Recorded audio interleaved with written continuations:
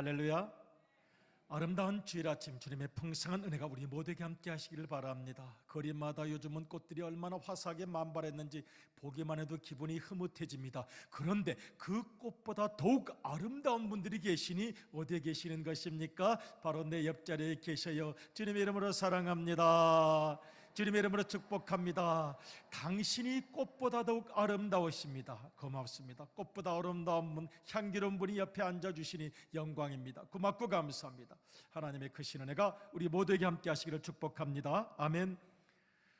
거리마다 흐드러진 꽃들, 하나님께서 우리에게 주신 축복의 선물입니다. 고맙고 감사합니다. 주님, 마음이 화사해집니다. 기분이 좋습니다. 행복합니다. 그리고 생각합니다. 그 누군가, 그 언젠가 이 꽃씨앗을 뿌린 분이 계시겠죠. 그 언젠가, 그 누군가 나무 한 그루 한 그루를 정성으로 심었던 마음이 있었겠죠. 꽃씨를 뿌렸던 그 마음, 나무 한 그루를 정성껏 심고 가꾸었던 그 마음이 있었을 것이라고 생각합니다. 그 마음 때문에 우리가 행복합니다. 그 마음 때문에 우리의 눈이 화사해지고 축복을 받습니다. 아마도 꽃씨를 뿌리는데, 나무를 심고 정성껏 가꾸는데 중요한 요소가 또 있었을 것 같습니다. 땅입니다. 흙입니다. 꽃을 아무리 잘 심고 싶고 또 씨를 잘 뿌리고 싶고 나무를 잘 심고 싶어도 곡괭이도 안 들어가는 거친 땅이라면 쉽지가 않았을 것입니다. 그리고 의외로 이렇게 잘 씨를 뿌리기가 어렵고 뿌려도 자라기 어려운 묵은 땅, 거친 돌밭이 많다는 것을 생각합니다. 오늘 성경 말씀은 그런 의미에서 영적인 교훈이 있는 말씀입니다. 우리의 마음밭, 우리의 마음의 상태, 우리의 감정의 상태, 우리의 믿음의 상태를 지금 묻고 있는 말씀입니다. 우리 교단에 절기가 하나 있습니다. 몇 년 전부터 4월 달을 우리 씨뿌림 주일로 한번 삼았으면 좋겠습니다 하고 총회에서 결의를 했습니다. 4월 달에 이런 씨뿌림 주일, 파종 주일을 갖는 것은 농부들의 수고를 기억하기 위함입니다. 농부들이 얼마나 땀 흘려 수고를 많이 하는지, 그 열매를 우리들이 먹고 살아가는데 그 농부들의 수고를 기억하고, 그리고 영적인 의미도 있습니다. 파종주일, 씨를 뿌리는 주일, 주님을 향한 헌신, 감사, 결단, 섬김의 씨를 뿌리는 의미가 있습니다. 그래서 영적 결단의 의미도 있다고 하겠습니다. 씨뿌림 주일을 생각하면서 오늘 우리가 봉독한 말씀이 바로 유명한 호세아서 10장 12절의 말씀입니다. 우리 주님께서 호세아를 통하여 말씀하십니다. 너희 묵은 땅을 기경하라. 너희 묵은 땅을 기경하라고 말씀하십니다. 기경이라는 한문의 기자는 일어날 기자입니다. 게으름에서 일어나야죠. 충곤증 핑계하지 말고 일어나야 합니다. 일어나서 너의 묵어버린 모든 땅, 너의 놀라운 아름다움과 가능성, 묻혀버리고 휩쓸려져 버린 먼지 가득한, 잡초 가득한 돌짝밭, 그 모든 너의 가능성의 인생을 다시 한번 파엎고 뒤집어서 소망 있는 땅으로 만들라고 하시는 말씀입니다. 일어날 일어나야 합니다. 믿음도, 열정도, 의욕도, 자신감도 다시 일어나야 하겠습니다. 그리고 우리 주님께서 묵은 땅을 기경하라고 하시면서 주시는 명령 앞에 오늘 우리가 서 있습니다. 왜 이 명령을 주십니까? 창조적인 생애를 살라고 주님께서 말씀하시는 것입니다. 꽃을 피우고 향기를 선물하고 열매를 맺어 모든 사람을 유익하게 하는 창조적인 생애를 살게 하시기 위하여 주님께서 이렇게 부탁을 하고 계시는 것입니다. 오늘 본문을 다시 한번 읽어보겠습니다. 제가 한번 읽겠습니다. 너희가 자기를 위하여라고 말씀하십니다. 우리 주님께서 우리에게 부탁하시는 것은 창조적인 생애, 열매를 맺는 생애, 보람 있는 생애, 밥값하는 생애, 존재 이유가 있는 생애가 되게 하려고 하심입니다. 너희가 자기를 위하여, 너희 인생을 위하여 의를 심고 긍휼을 거두라고 말씀하십니다. 지금이 곧 여호와를 찾을 때니, 하나님께서 호세아를 통하여 말씀하십니다. 지금 히브리어는 at입니다. For it is time. 지금입니다. 집에 돌아가서가 아닙니다. 차차 언제 시간 나면 때가 되면이 아닙니다. 지금. 인생이 그렇게 길지 않습니다. 결단의 순간이 항상 도전으로 다가옵니다. 지금 예배드리는 이 순간, 내 마음의 주인이 난데 내가 내 마음을 조정하지 못하겠습니까? 지금 가장 중요한 순간, 지금이 결심이 하는 순간, 지금이 여호와께로 돌아오는 순간, 지금이 새 계획을 세우는 순간, 그리고 지금 내 속에 숨겨져 있는 묵은 밭의 정체를 한번 돌아보는 시간이라고 하겠습니다. 하나님께서 이스라엘 백성들에게 주신 이 호세아 10장의 말씀은 원래 경고의 말씀이요 심판의 말씀입니다. 이스라엘 백성들이 너무나도 자포자기하고 자기를 내어버렸습니다. 그리고 무기력에 길들여졌습니다. 학습된 무기력으로 긴 세월을 낭비했습니다. 그리고 그것이 죄가 되었습니다. 여러분, 하지 않아야 할 것을 하는 것도 죄입니다마는 해야 할 것을 하지 않는 것도 죄가 되었던 것입니다. 자기 인생을 방치했습니다. 내버려 두었습니다. 아무것도 하지 않았습니다. 그 결과 묵은 땅이 되었습니다.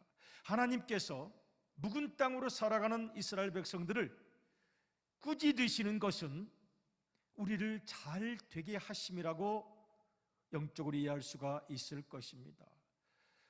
여러분, 생명이라는 표현을 쓰지요. 생명, 이 명은 목숨 명자이기도 합니다마는 명령 명자이기도 합니다. 살아라, 명령입니다. 살아야 한다. 여러분, 하나님께 너무 빨리 가도 하나님께서 기뻐하지 않으실 거예요. 너 이 땅을 살아가면서 꽃도 좀 많이 피우고 열매도 많이 맺고 향기도 좀 나누어주고 누군가에게 도움이 되고 하나님 나라를 열라는 사명을 주었더니 빌빌빌 하다가 그냥 만나고 하실 것 같아요. 생명, 살라는 명령입니다. 멋있게 아름답게 꽃을 피우고 열매를 맺으며 행복을 나누어주는 생애를 살라고 하시는 것, 바로 주님께서 우리에게 주신 명령입니다. 그런데 땅이 묵으면 거기에 씨를 뿌릴 수가 없습니다. 그래서 우리 주님께서 우리에게 너희 묵은 땅을 기경하라고 말씀하시는 것입니다. 요즘 새벽에 이사야서를 봉독을 합니다. 이사야서를 봉독하면서 느끼는 게 하나 있어요. 하나님께서 거의 우리에게 사랑을 구걸하고 계시는 정도입니다. 이스라엘아, 내가 너를 택했다. 너는 내 것이라. 내가 너와 함께 할 것이다. 내가 모태 있을 때부터 내가 너와 함께 있었다. 내가 좀 고난은 당했지만 그때도 내가 너와 함께 있었다. 너 할 수 있다. 야, 이렇게까지 하나님께서 인간을 사랑하신다고 말씀하실까? 애틋한 사랑 때문입니다. 이스라엘 백성들이 잘 살기 원하시기 때문입니다. 70년 바벨론 포로 생활이 너무 길었습니다.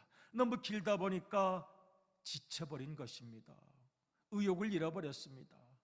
그냥 끌려다니게 되었습니다. 세월에 끌려다니고 환경이 끌려다니게 되니까 하나님께서 마음에 애틋하십니다. 이스라엘아, 내 속에 숨겨져 있는 놀라운 가능성 있다. 그리고 내가 너를 끝까지 사랑한다고 말씀하십니다.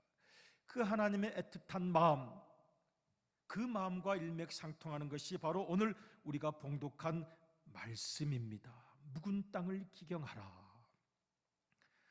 여러분, 묵은 땅을 실제적으로 기경하는 것이 어떻습니까? 쉽습니까? 이렇게 밭이 있어요. 풀도 좀 난 것 같고 뭐 꽃도 핀 것 같고 아무 생각 없이 삽을 가지고 탁 했는데 돌이 있어가 땡각. 아이고 아까워. 비싼 삽. 어디 가서 또 사이 삽을. 이 돌이 어디 숨어 있었던 거예요? 겉으로 보니까 풀도 있는 것 같은데 그냥 살짝 얇은 흙에 그냥 잡초들, 생명력 강한 잡초들만 피어난 것입니다. 여러분, 밭을 간다고 호미를 가지고 가서 하는데 속에 꼬여있는 쓴 뿌리가 있고 가시가 있고 찔려가지고 피가 나고, 야, 이 밭이가 왜 이래? 호미질을 하는데 얼마나 뻗센 뿌리가 있는지 꼬여있는 뿌리가 있는지 뭐 호미가 구부러지고 빠지고, 야, 이거 밭이 왜 그런 거예요? 이거 언제부터 이런 꼬인 뿌리가, 쓴 뿌리가, 이 가시가 숨어져 있고 이 돌이 밭을 짓누르고 있는 것입니까? 그런 의미에서 오늘 우리의 생애와 심령을 한번 점검해 볼 필요가 있습니다. 종종 그런 경험을 해요. 교회에서 어느 분이 시험에 또 합격을 했대요. 면허 시험은 맨날 떨어지는데 교회 시험은 날마다 합격을 해요. 그래서 또 왜 합격을 했답니까? 그랬더니 뭐 김치를 하는데 깍두기를 하자 그랬는데 깍두기 안 된다, 배추를 하자, 뭐 그래가지고 큰 슬픔과 고통이 다가왔다는 것입니다. 그래서 아니 깍두기를 하든지 배추를 아무거나 하지 그래. 그런데 그게 아니라 내가 이거 하라 그러는데 왜 너는 내 말을 안 듣느냐? 너는 뭔데 나한테 지시를 하느냐? 그래가지고 와당탕 했다고 합니다. 아 그래요? 그러면 또 가보세요. 가셔서 잘 마음을 위로하고 치유해 주세요. 그런데 갔는데요, 뚜뚜뚜뚜 달려왔어요. 눈이 이만해가지고 달려옵니다. 왜 그렇게 눈이 그렇게 심하게 확대되었습니까? 저 그 사람 그런 사람인 줄 몰랐어요. 막 화를 내고 입에서 불을 토하고 용가리가 되어가지고 막 나를 어떻게 하느냐, 이럴 수가 있느냐, 섭섭하다. 깜짝 놀래. 저 사람이 저런 사람이어서 교회에서 그렇게 부드럽더니, 지성적으로 보이더니, 인격적으로 보이더니, 교양 있게 보이더니 화를 내고 소리를 지르고 너무너무 놀라고 충격을 받았어요. 너무너무 놀라고 충격을 받았어요. 그 사람이 그런 사람이었어요. 교회에서는 그렇게 믿음 좋은 것 같더니 뭘 그런 걸 가지고 그렇게 놀라겠습니까? 당연한 거죠. 일상다반사죠. 저는 그래서 종종 그렇게 대답을 합니다. 그런 걸 가지고 그렇게 놀라십니까? 그게 이준원 목사의 내면이요, 그리고 죄송하지만 성도님의 속 숨겨진 마음이요, 그리고 그분의 마음일 겁니다. 생각하면 기특하지요. 그 마음의 돌짝밭, 그 가시밭, 그거 다 이겨내고 손바닥만한 데서 어떻게 예수님도 믿고 거기다 씨도 뿌리고 꽃도 피우고 열매도 맺고 요만한 땅 가지고 버틴 그 사람이 신기하지 않습니까? 대단한 거지. 대단한 거지. 꼬여있는 마음에, 돌짝밭으로 눌려져 있는 마음에, 그야말로 번질번질 달아버린 마음에, 그래도 어떻게 예수님을 믿어서 그래도 믿음대로 살아보겠다고 웃기도 하고 기도도 하고 꽃도 피고 열매를 맺고 여기까지 온 것을 오히려 기특하게 생각해 주세요. 우리 모두가 그런 기적의 사람들입니다. 말씀드리고 싶어졌어요. 여러분, 예수님께서 4가지 밭을 말씀하셨습니다. 옥토는 워낙 잘 자라는 밭이니까 빼고요, 돌짝밭이 있다고 말씀합니다. 그 돌, 그 짓누르는 돌, 내 속에 숨겨진 어두운 감정의 정체, 내 의욕도 내 자신감도 짓눌러버리는 그 돌덩이, 언제 어디서 생성이 된 것입니까? 가시가 있어서 자기도 괴로워요. 남도 괴롭게 합니다. 그 말이 늘 가시가 있어요. 웃긴다고 하는 말 같은데 비꼬는 말이 되고, 비꼬는 공격하는 말이 되고, 저 가시는 어디서 왔을까? 인생 어느 쯤에서 생성이 됐을까? 어디서 상처받아서 저렇게 됐을까? 어디서 꼬여서 저렇게 되었을까? 내면 깊은 곳으로 들어가면 쓴뿌리가 똘똘똘 뭉쳐 있어서 괴로운 인생들도 많습니다.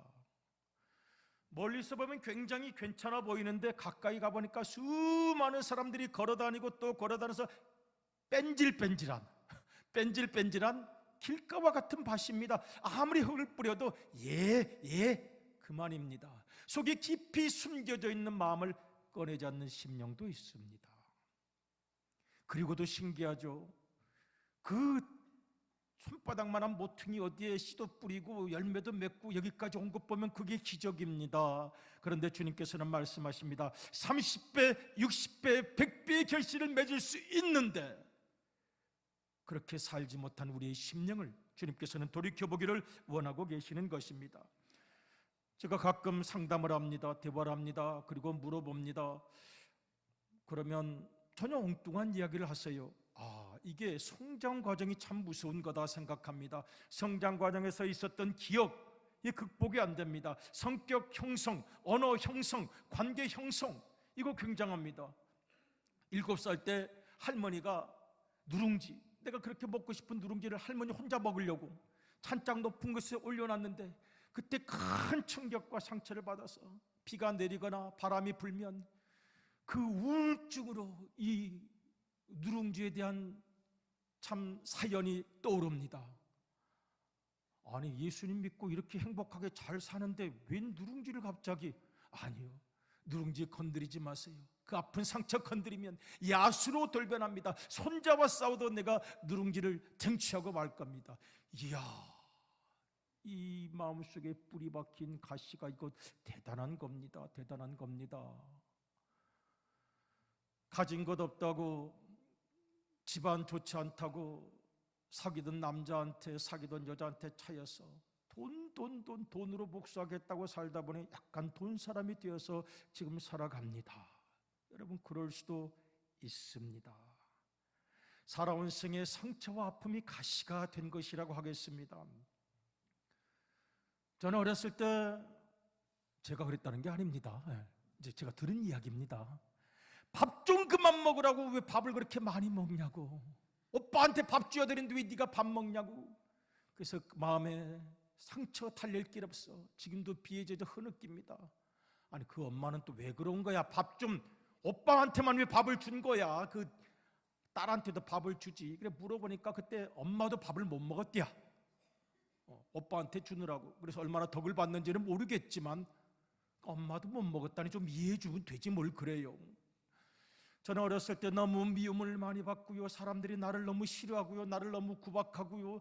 왜요? 못생겼다고 그랬어요. 어떤 놈이 못생겼다고 그랬어요? 그냥 이걸 그냥 하나님 보시기에 다 아름다운데. 여러분 아멘이십니까?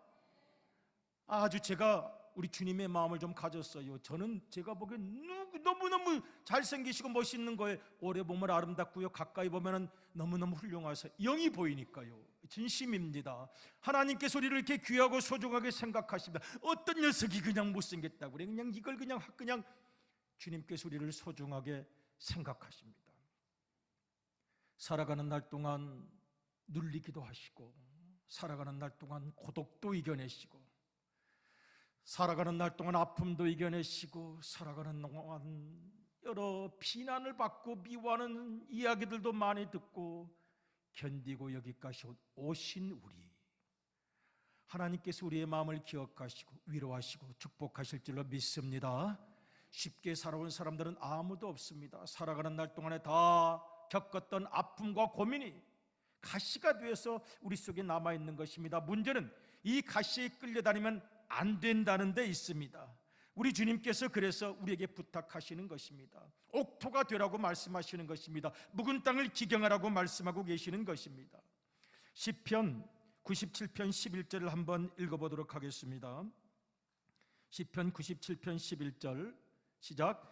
의인을 위하여 빛을 뿌리고 마음이 정직한 자를 위하여 기쁨을 뿌리시는도다. 아멘.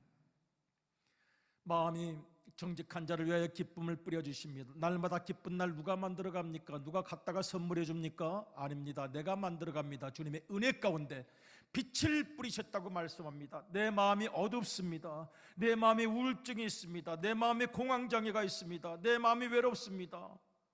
왜 외로우세요? 아니, 저 뺑덕이 엄마는 나보다 더 이쁜 것 같지도 않은데 어떻게 나보다 신랑을 잘 만나가지고 저렇게 잘 살고, 난 어떻게 하다가 팔자가, 무슨 팔자야, 팔자는 억울합니다. 사람들에게 구박받았습니다. 사람들이 나를 싫어하는 사람이 있었습니다. 나를 비난하는 사람이 있었습니다. 그래서 마음이 어두워졌습니다. 그러나 우리 주님께서 주시는 선물이 있습니다. 의인을 위하여 빛을 뿌리고 마음이 정직한 자를 위하여 기쁨을 뿌려주셨는데, 여러분 이것은 씨앗이잖아요. 아직 씨앗 상태입니다. 빛과 기쁨은 분명히 우리에게 주신 선물인데 아직은 씨앗 상태. 여기에 어떤 응답이 필요합니까? 나의 응답이 필요합니다. 주님, 한번 잘 가꾸어 내보겠습니다. 주님, 한번 잘 가꾸어 내보겠습니다.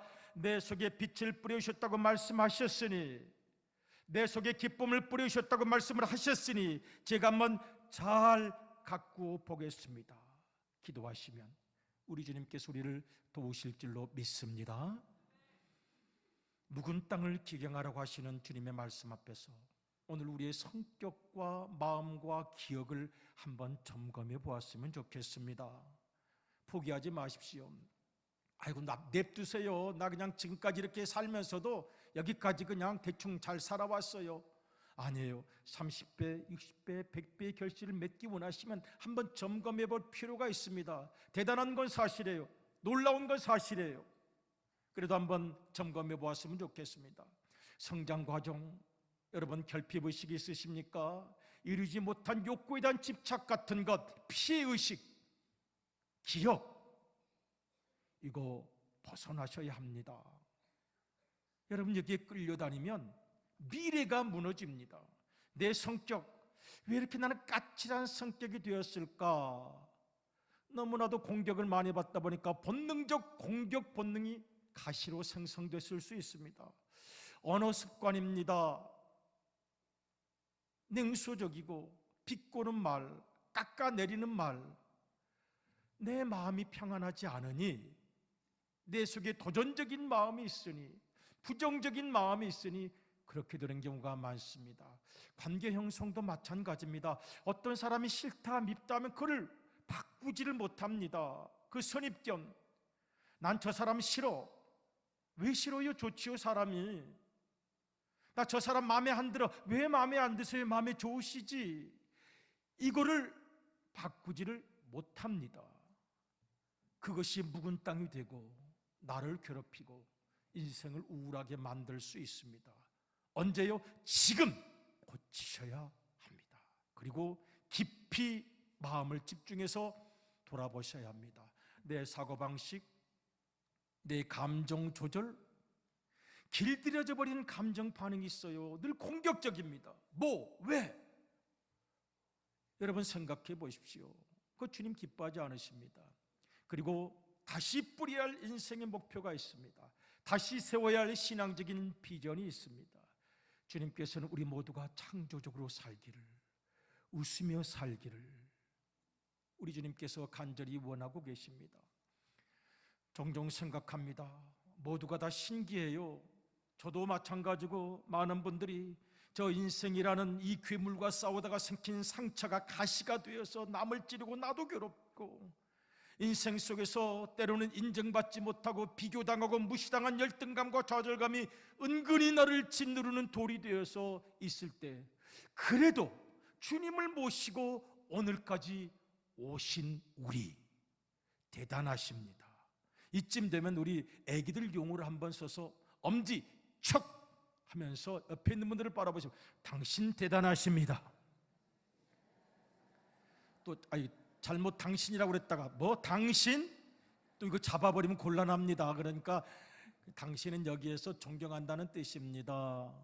여러분 정말 대단하십니다. 마음에 가시 없는 자 어디 있겠습니까? 마음에 눌림이 없는 자 어디 있겠습니까? 살아오는 동안 쉽게 산 사람이 어디 있겠습니까? 그런데도 최선을 다하여 노력한 우리 모두는 엄지척입니다. 정말 하나님께서 기뻐하실 것입니다. 중요한 것은 브레이크업입니다. 주님, 아직 남아있는 이런 것들이 깨뜨려지기를 원합니다. 우리가 간절히 기도하시면 주님께서 우리를 도와주실 줄로 믿습니다.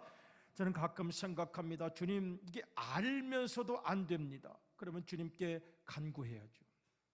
주님의 권능은 한없이 크오니 돌 같은 내 마음 곧 녹여주소서. 주의 은혜로. 여러분 찬송가 가사인데 제가 한번 불러보려고, 같이 한번 불러볼까요? 시작. 주님의 권능은 한없이 돌 같은 내 마음, 가시 같은 내 마음, 돌짝밭 같은 내 마음 곧 다시 한번 주님의 권능은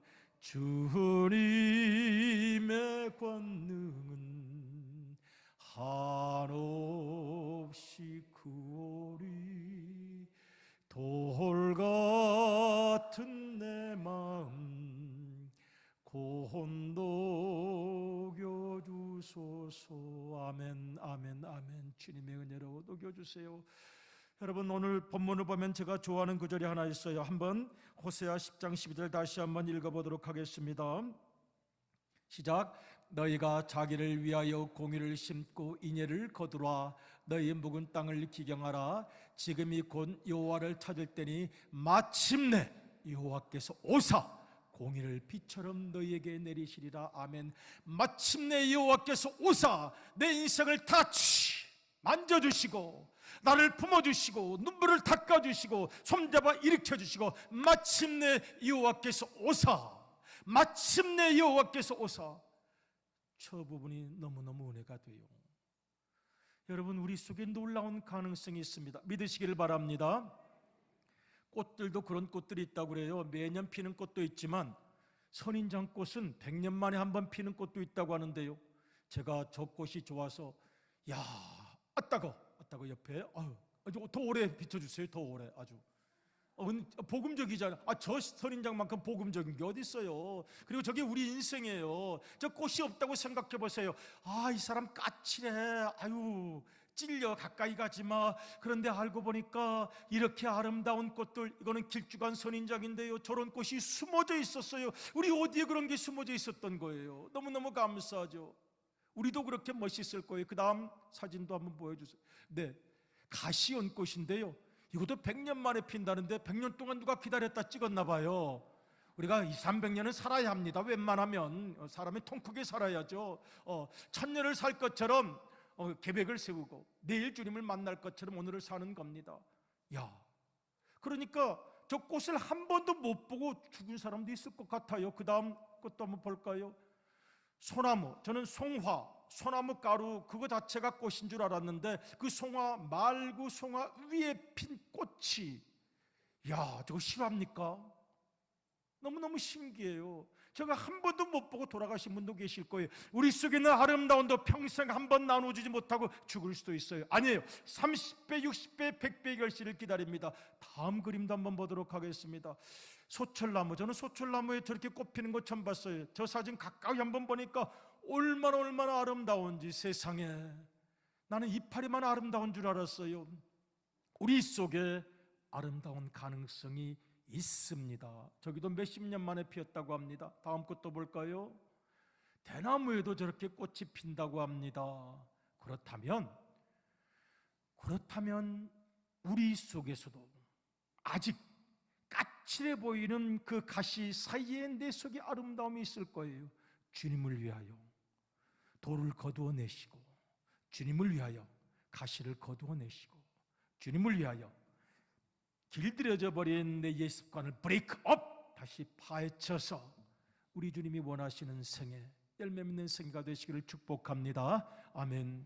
복음성가 중에 들어주소서 나의 주여 하는 찬송이 있는데요, 들어주소서 나의 주여 내 영의 간구가 있습니다.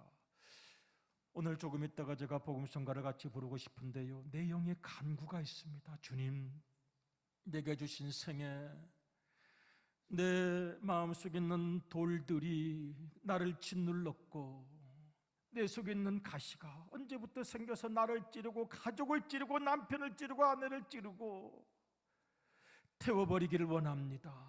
주님, 세상에 포기해서 길들여져 버린 길가와 같은 밭도 주님 기경하여 주시고, 내 속에 저렇게 아름다운 가능성이 있는데 이것이 나의 기도입니다. 이 세상을 살아가는 동안 빛으로 살게 하소서. 우리 주님의 은혜가 우리 모두에게 함께 하시기를 주님의 이름으로 축복합니다. 아멘. 우리 먼저 찬송